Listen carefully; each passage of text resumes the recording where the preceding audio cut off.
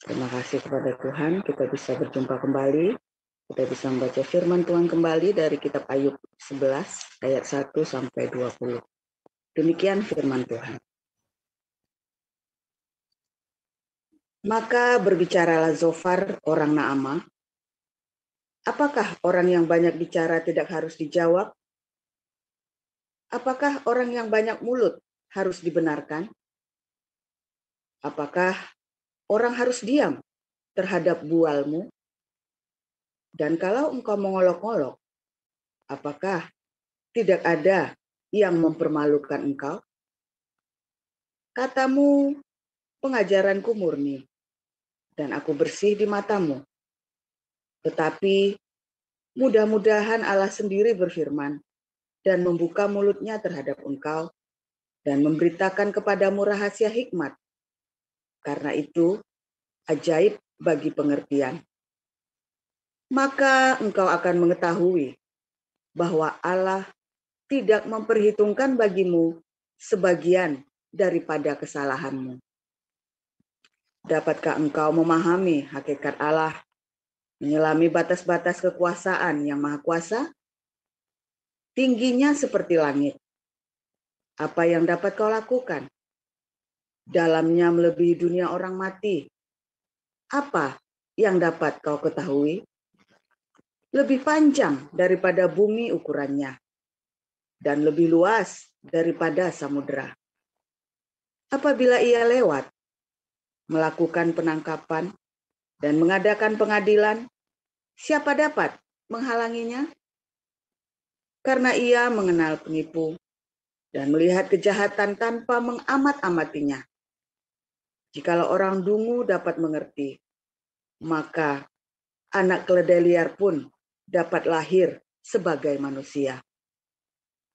Jikalau engkau ini menyediakan hatimu dan menadahkan tanganmu kepadanya, jikalau engkau menjauhkan kejahatan dalam tanganmu dan tidak membiarkan kecurangan ada dalam kemahmu, maka sesungguhnya engkau dapat mengangkat mukamu tanpa celah, dan engkau akan berdiri teguh dan tidak akan takut, bahkan engkau akan melupakan kesusahanmu, hanya teringat kepadanya seperti kepada air yang telah mengalir lalu.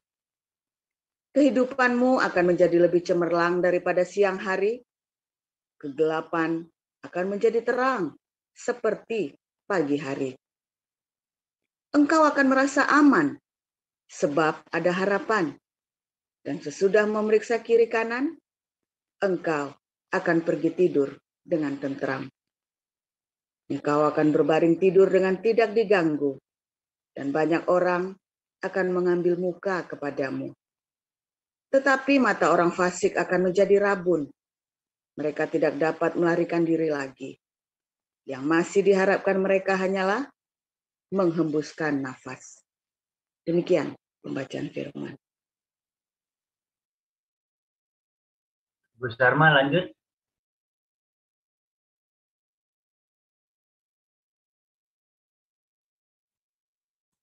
Bu Sarma dari Ayub 12, 1 sampai 25. Baik, saya lanjutkan pembacaan firman Tuhan. 12 ayat 1 sampai 25. Beginilah firman Tuhan. Tetapi Ayub menjawab, memang kamulah orang-orang itu, dan bersama-sama kamu hikmat akan mati. Aku pun mempunyai pengertian, sama seperti kamu, aku tidak kalah dengan kamu. Siapa tidak tahu hal-hal serupa itu?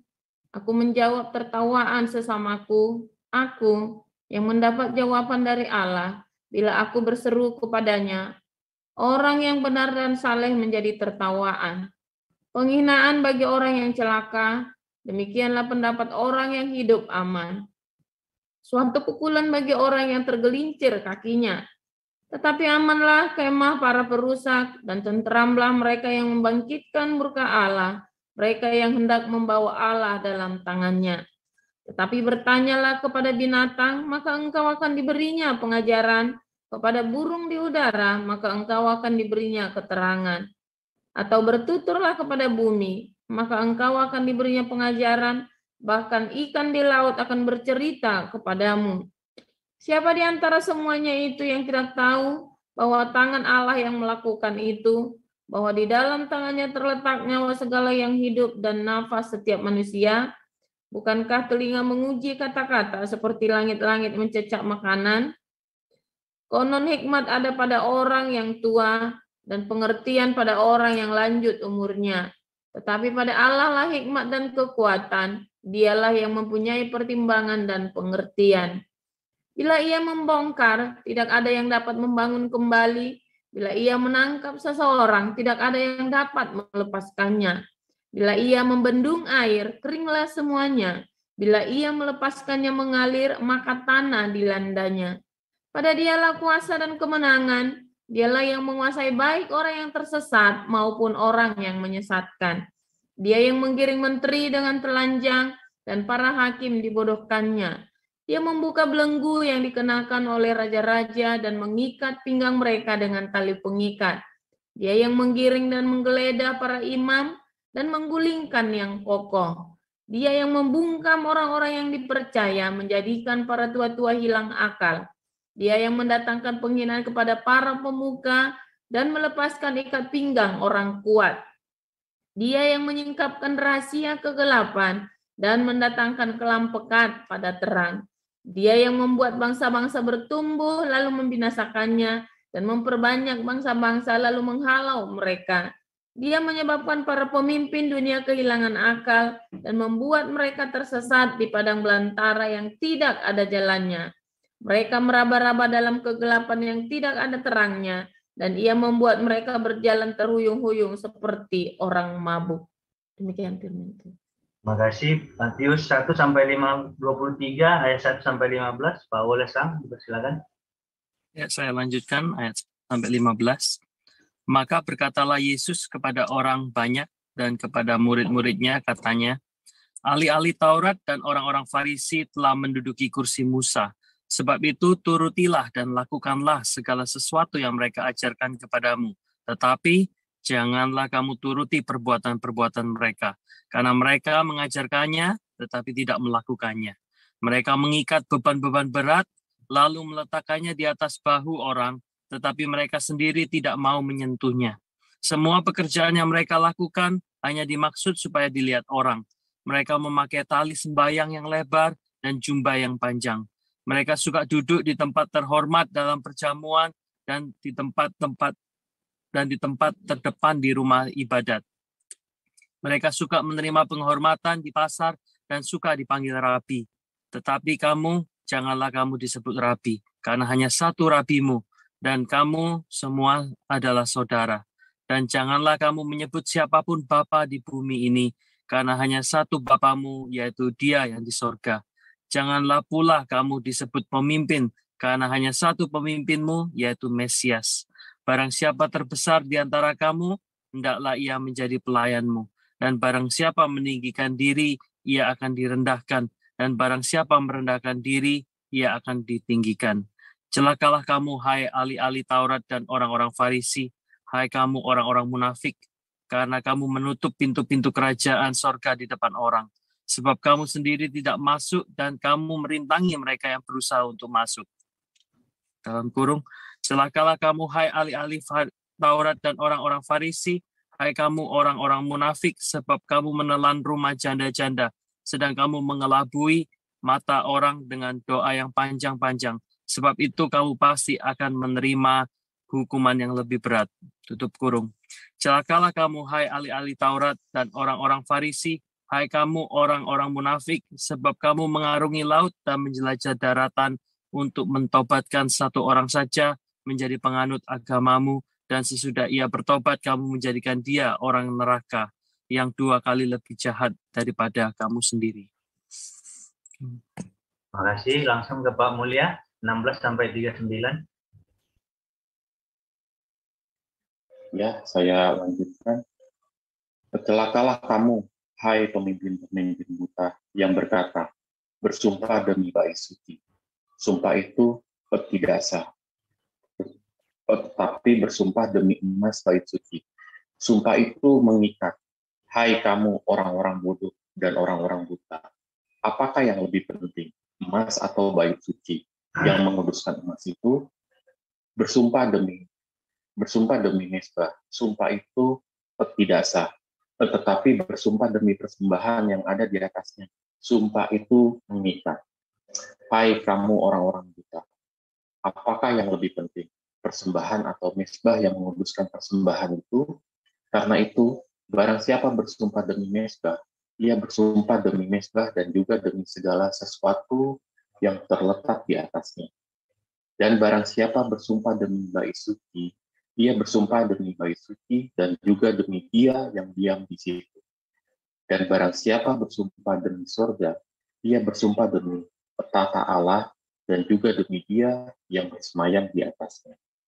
Celakalah kamu, hai ahli-ahli Taurat dan orang-orang Farisi. Hai kamu orang-orang munafik, sebab persepuluhan dari selasi, adas, manis, dan jintan yang kamu bayar. Tetapi yang terpenting dalam hukum Taurat, kamu abaikan, yaitu keadilan dan belas kasihan dan kesetiaan.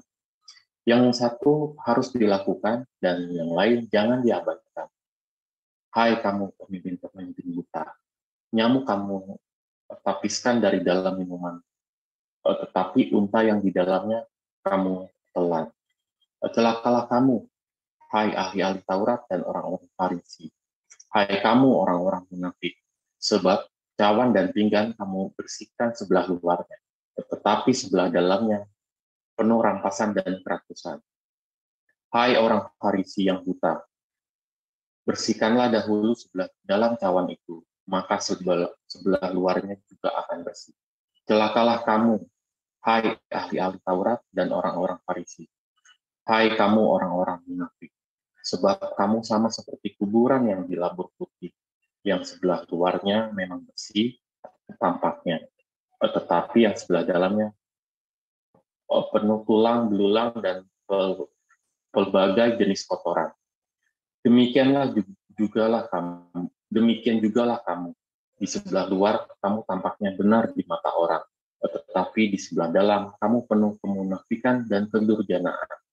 Celakalah kamu, hai ahli-ahli Taurat dan orang-orang Farisi. Hai kamu orang-orang munafik, sebab kamu membangun makam nabi-nabi dan memperindah tubuh orang-orang saleh.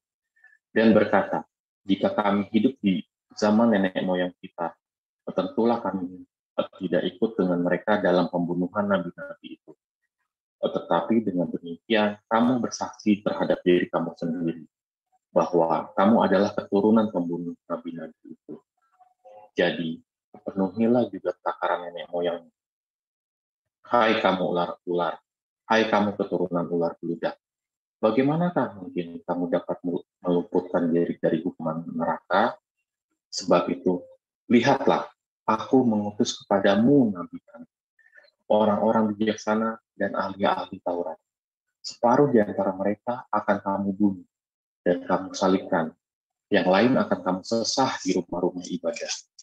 Dan kamu aniaya dari kota ke kota, supaya kamu menanggung akibat penumpahan darah orang yang tidak bersalah, mulai dari Habel, orang benar itu, sampai kepada Zakaria, anak Berekia, yang kamu bunuh di antara tempat kudus dan mesbah. Aku berkata kepadanya, sesungguhnya semua ini akan ditanggung angkatan ini. Demikian firman Tuhan. Haleluya. Terima kasih Pak Agus. Terima kasih Pak Mulya. Bapak Ibu yang ada di YouTube maupun di Zoom, mari kita siapkan hati dan pikiran kita untuk mendengarkan firman Tuhan yang akan disampaikan oleh hambanya Pastor Paul. Pastor Paul, kami persilakan. Terima kasih. Ya, 37 saya bacakan ya. Yerusalem, Yerusalem, engkau yang membunuh nabi-nabi dan melempari dengan batu orang-orang yang diutus kepadamu. Berkali-kali aku rindu mengumpulkan anak-anakmu sama seperti induk ayam mengumpulkan anaknya di bawah sayapnya, tetapi kamu tidak mau. Lihatlah rumahmu ini akan ditinggalkan dan menjadi sunyi, dan aku akan berkata kepadamu, mulai sekarang kamu tidak akan melihat aku lagi, hingga kamu berkata, diberkatilah dia yang datang dalam nama Tuhan. Saudaraku, luar biasa firman Tuhan selalu baru setiap pagi. bagi orang-orang yang hidup di dalam kasih-Nya, ya tanpa retorika. Karena orang-orang yang beretorika, ya kan, sia-sia dalam ibadahnya. Ya, ya luar biasa ya.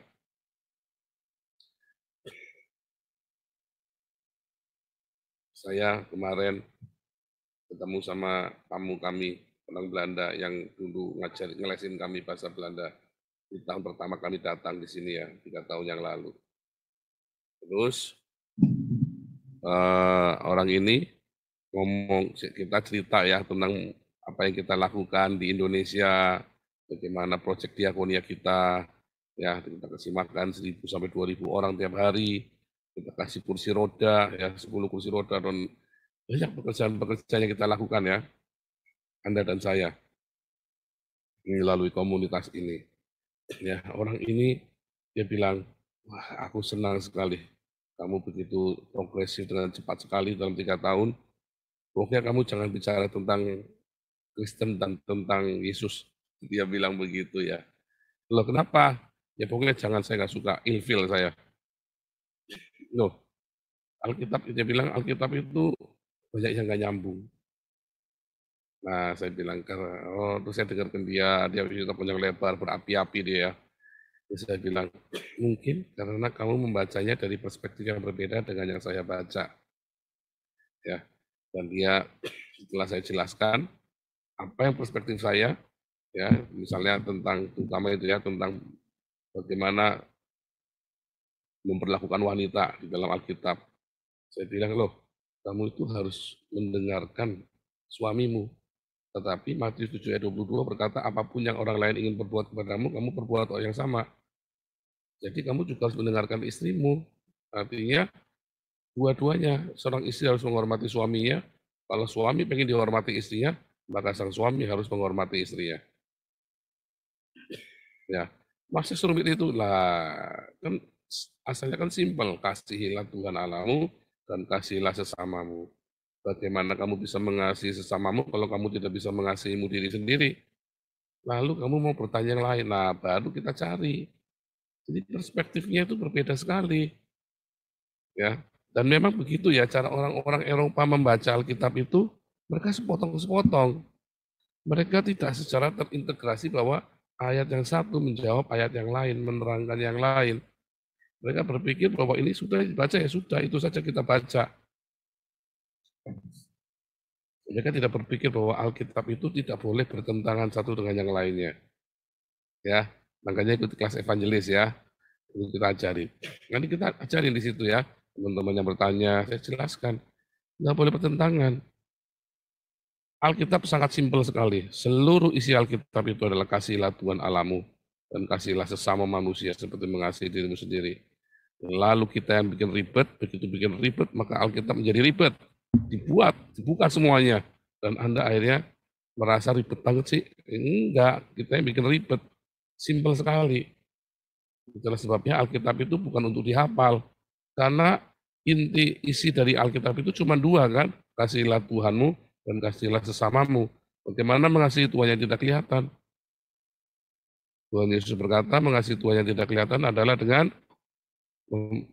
mengasihi orang-orang yang paling hina ini. Siapa? Musuh-musuhmu. Ya, nah, simpel sekali. Alkitab sangat simpel sekali. Ya, pesan itu sangat simpel. Ya, bahkan orang-orang bodoh pun yang tidak berpendidikan bisa mengerti. Kalau Anda mau bikin ruwet, maka jadilah ruwet. Kalau Anda mau bikin menjadi sesuatu yang luar biasa, jadilah luar biasa. Kalau Anda mau bikin simpel banget, jadilah simpel banget. Alkitab adalah cermin, ya, cermin. Nah, saudara, hari ini kita belajar retorika shofar.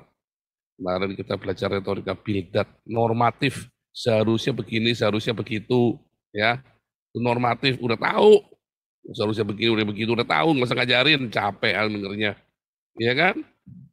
Anda kalau lagi jatuh, kalau lagi terpuruk, diajari sama orang tuamu, saudaramu, teman-temanmu, kamu sih capek ya, capek.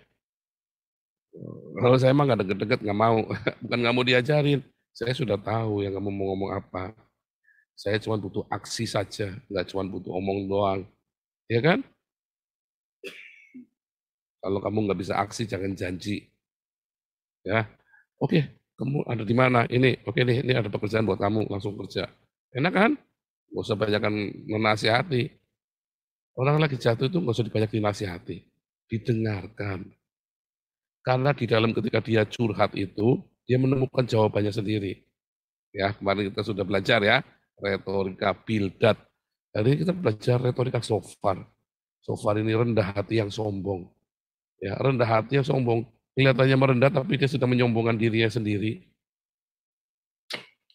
Persis seperti ahli-ahli Taurat dan orang-orang Farisi. Merendahkan diri. Kamu tuh harus merendahkan dirimu. Ya, kita tuh rendah hati nih. Ya, jangan begini, jangan begitu.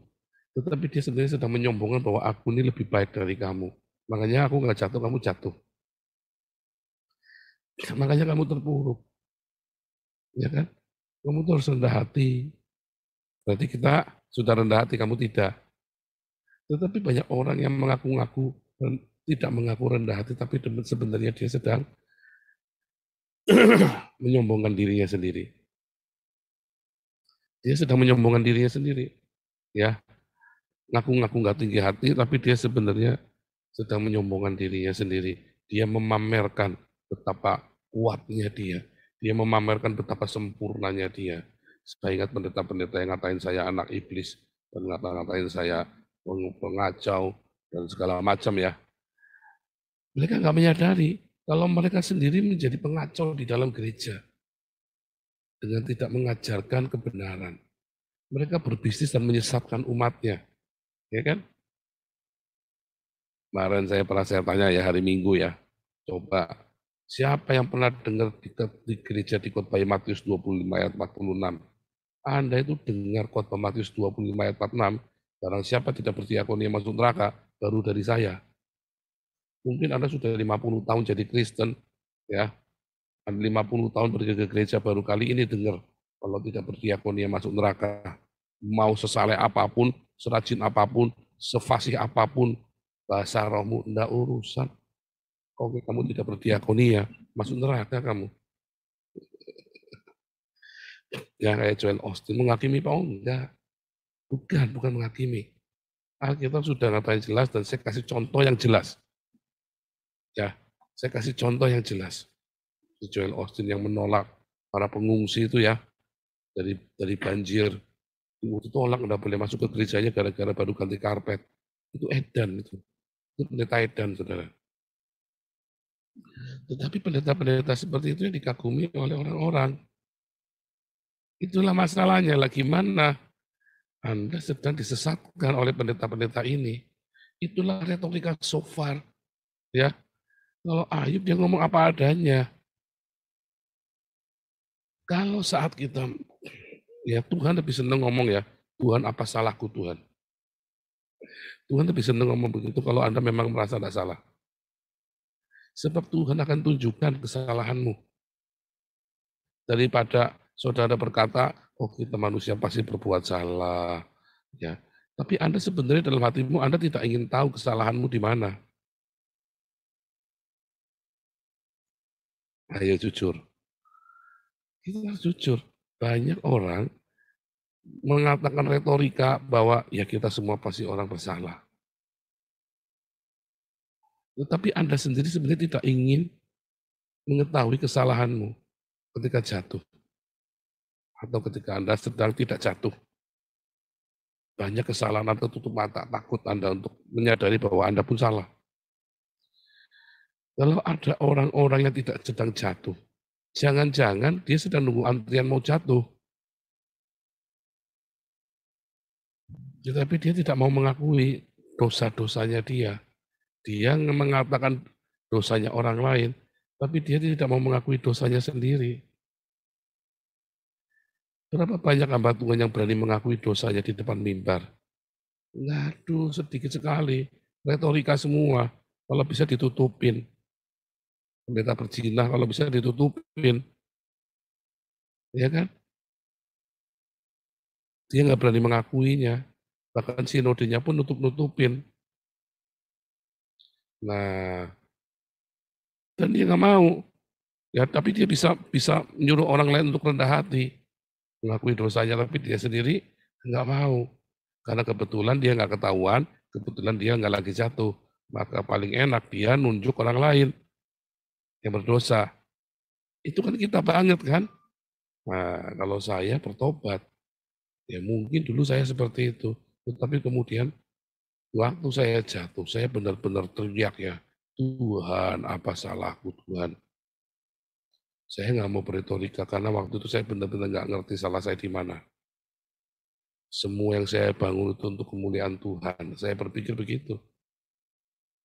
Saya berpikir seperti itu. Saya nggak mau berretorika. Kalau memang salah di mana saya harus ngerti supaya saya bisa berubah.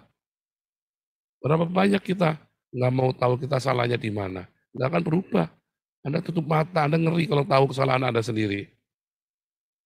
Makanya Anda nggak berubah. Mengapa ada orang yang cepat berubah, mengapa ada orang yang tidak berubah? Oh, biasanya orang-orang pejabat ini ya, yang post power syndrome ini tidak mau mengakui kesalahannya ya. Bos-bos, ayah-ayah, malu mengakui kesalahannya. Kalau saya mah kalau salah mah ngaku salah aja ya. Enggak apa-apa. Bukan karena manusia tempatnya salah. Supaya saya tahu kalau saya salah, saya berubah besok-besok. Kalau Anda tidak tahu Anda salahnya di mana, Anda mengingkari kesalahanmu, Anda tidak akan berubah. Walaupun di dalam hatimu Anda bertekad mau berubah. Tapi kesalahan itu harus diakui, saudara. Masalahnya itu. Ya, banyak orang mengatakan retorika dengan rendah hati, retorika rendah hati. Wah, kita manusia tempatnya salah. Nggak ada manusia nggak salah. Tapi untuk menutupi kesalahan yang dimaksud. Ya kan? Untuk menutupi kesalahan yang dimaksud, dia membuat retorika. Retorika, oh kita manusia tempatnya salah. Bukan. Salah yang itu loh yang berzina itu. Salah yang itu loh yang kamu nggak mau ngampuni. Tapi kan nggak mau kan? Salah yang itu loh yang kamu tilep uangnya donasi itu. Tapi kan orang nggak mau ngakui. Nggak mungkin orang bisa sempurna. Itu banyak di som saya juga ya, di som kita ya. Kalau kita lagi bicara, kan orang nggak bisa sempurna. Enak ya dengernya. Dan manusia nggak ada yang sempurna, begini-begini. Itu retorika. Yang salah katakan salah, yang benar katakan benar. Ya, bukan hitam dan putih, bukan. Harus jelas.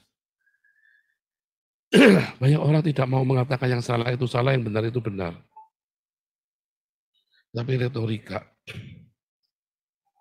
Oh, ternyata rumor tentang Anies itu salah. Habis ngomongnya apa? Oh, Anies itu berkat bagi Jakarta. Retorika. Loh, itu kan doanya doa normatif. Nah, itulah. Akhirnya dijawab kan, karena si Gilbert diprotes sama netizen, terus si Gilbert jawabnya, itu kan doa normatif. Lah, kamu tahu nggak doa normatif? Doa basa-basi. Nah, itulah. Makanya jemaatnya jadi bingung, Anies ini salah apa enggak? Itu kan salah satu contohnya kan, di depan mata kita kan, betapa pendeta-pendeta Anda itu kan suka basa-basi kan, hidup dalam kemunafikan, sehingga jemaat nggak ngerti jadi benar apa enggak, ya kan?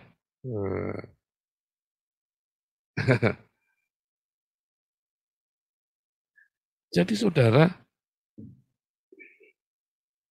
retorika itu akan membuat Anda lelah dan akan membuat orang menjadi munafik. Kemarin di kelas evangelis saya bilang ya, apa bedanya Kristen dengan Islam? Karena ada pertanyaan bagus sekali. Mengapa saudara-saudaranya Yesus tidak dimuliakan? Ya kan? Itulah bedanya Kristen dengan Islam.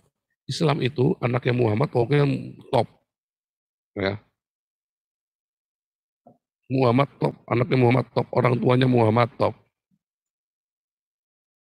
Kalau di Alkitab enggak. Bahkan Nabi pun kalau brengsek ya brengsek, dikasih tahu brengsek. Karena Alkitab tidak mengenal retorika. Al-Quran isinya retorika semua. Anda sudah di framing untuk menjadi seorang Muhammad. Ya, kalau ngomong tidak boleh keras-keras. Ya, perempuan kalau ngomong kudu nunduk, matanya nggak boleh menatap. Saya marah kalau anak saya Ajak ngomong nggak berani nggak lihat mata saya ya, tak marahin. Kamu kalau diajak ngomong sama orang, lihat matanya orang itu. Ya, anak juga begitu ya. Kalau kamu ngomong sama saya, harus matanya lihat kita sama-sama. Karena kita equal. Jangan nunduk begitu. Orang perempuan itu tidak boleh melihat langsung matanya laki-laki. Itu Muhammad banget. Karena dia melankolis.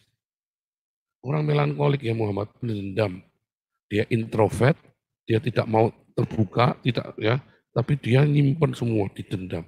Makanya tuh ya sampai akhir zaman pun dendamnya. Tiada hari kiamat selain orang-orang Islam akan membunuh orang-orang Yahudi. Ngeri ya, saking bencinya sama orang Yahudi. Sampai sebegitunya, karena tidak ada satupun orang Yahudi yang mau jadi Islam. Kalau orang Kristen mau jadi Islam banyak ya. Orang Yahudi itu nggak mau jadi Islam. Kalau mau jadi orang Kristen banyak orang Yahudi, tetapi bukan Kristen yang Anda pahami, Kristen Roma, tapi Mesianik, ya, karena mereka tidak mau tercabut dari akar Ibrani mereka. Jadi Kristen Mesianik. Nah, kalau orang Yahudi jadi Islam nggak mau. Orang Islam mengais-ngais kebenaran bahwa mengakui bahwa Allahnya orang Islam sama dengan Allahnya orang Yahudi. Dan nyatanya tidak ada orang Yahudi mau jadi Islam, kecuali Yahudi blasteran. Yahudi nggak jelas, itu pun bayaran. Bahkan orang-orang para apologet Yudaisme yang orang Yahudi asli, yang belain Islam pun tidak akan mau jadi Islam. Walaupun dia belain Islam dan menjelek-jelekan Kristen, tidak akan mau jadi Islam. Sofia Singer, contohnya Falcon, Rabbi Falcon, mana mau dia jadi Islam, padahal dia menjelek-jelekan Kristen, dia bela-belain Islam. Kalau Islam itu memang baik, tentunya kan dia jadi Islam. Kenapa kamu nggak mau jadi Islam aja? Nggak mau kan dia kan? Gitu ya. Dendam sekali Muhammad ya, melankolis. Nah, Anda di framing untuk seperti itu, normatif. Orang-orang melankolis itu orang-orang yang normatif ya. Oh ini seharusnya kan begini, perfeksionis dia. Kudunya begini. Orang itu kalau bertamunya ketok dulu. Saya waktu remaja ya, waktu SMA itu, saya pernah dibentak sama orang tuanya teman saya. Saya telepon, halo, Reza ada? Dibentak sama bapaknya dia ya. Orang, tidak sopan kamu. Kamu bicara sama siapa? Kamu bicara sama monyet ya? Oh enggak, om saya kan bicara sama papanya ini kan. Oh, tidak sopan kamu. Normatif itu loh, namanya normatif itu ya. Seharusnya begini, orang kudu ngikutin semua aturannya dia. Pendeta itu harusnya begini, nah itu tadi ya. Normatif kayak kemarin retorikanya si Bildad. Ya kan? Normatif. Nah, Gilbert itu kan doa normatif. Lah, akhirnya dia ngaku kan, ternyata doanya dia basa-basi kan, doa normatif. Kalau kamu dikasih uang, kamu kan cukup bilang terima kasih kepada Gubernur Anies yang telah memberikan hak kami. Kan itu haknya gereja kan. Terima kasih karena sudah memberikan hak kami. Itu kan uang dari pajak yang diberikan untuk operasional gereja, operasional tempat ibadah. Terima kasih kepada gubernur yang memberikan haknya kami. Enggak usah dipuji-puji.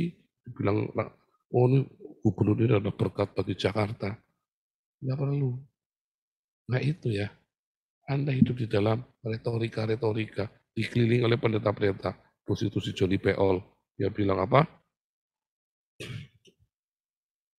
Wah ini menepis semua rumor-rumor yang tidak baik tentang Anies. Rumor yang mana?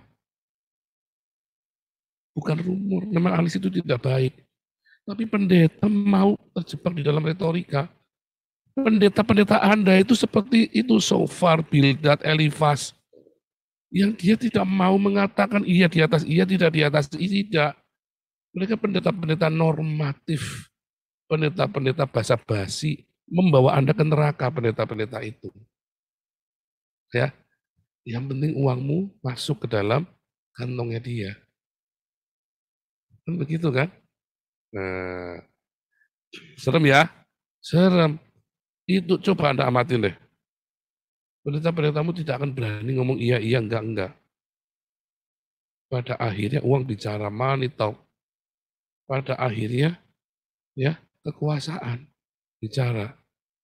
Kalau hamba Tuhan masih takut dengan uang dan kekuasaan, dia bukan seorang hamba Tuhan. Dia seorang pebisnis. Dia seorang peternak domba, bukan gembala. Apa bedanya peternak dengan gembala? Gembala itu dia merawat jemaatnya. Dikasih yang benar. Kalau peternak, enggak urusan dengan kamu. Yang penting kamu nurut sama saya. Saya bisa kadalin kamu. Duitnya masuk ke saya. Ya kan? Makanya Tuhan Yesus marah sekali dengan orang para pemuka-pemuka agama ini. Bukankah ini sekarang mereka ini mewakili pendeta-pendeta Anda? Orang Farisi dan ahli Taurat ini. Atau jangan Anda juga begitu? Karena Anda sudah dikena raginya orang Farisi ini. Pendeta-pendeta yang beretorika, ratusan pendeta itu ya di Indonesia disebutkan. 1000 pendeta minimum itu di bawah Johnny Peol yang mendukung retorikanya Johnny Peol. Jangan-jangan Anda jemaatnya juga sudah diracuni oleh pesan-pesan retorika. Bagaimana dengan Gilbert? Jangan-jangan jemaatnya yang ribuan itu sudah diracuni oleh pesan-pesan retorikanya. Ya, hati-hati. Iya di atas iya, tidak di atas tidak. No basa-basi. Ya, jangan basa-basi. Enggak usah pura-pura rendah hati. Rendah hati itu adalah sebuah sikap hati, bukan retorika. Aku mau mengakui kesalahanku, aku mau berubah. Itulah kerendahan hati. Ya, bukan perkataan. Bukan retorika kata-kata, aku ini orang yang rendah hati. Ya, ya, kiranya Tuhan Yesus hari ini membangunkan Anda di pagi hari ini dari semua retorika Bildad dan retorika Sofar, retorika basa-basi dan retorika rendah hati. Kerendahan hati, berbahagialah orang yang rendah hatinya, karena dia akan mewarisi bumi. Ya, kerendahan hati itu bukan kata-kata, bukan dari perkataanmu. Kerendahan itu dari sikap hatimu. Ya, sikap hatimu yang siap untuk berubah, sikap hati yang siap untuk bertobat. Ya, Tuhan Yesus memberkati.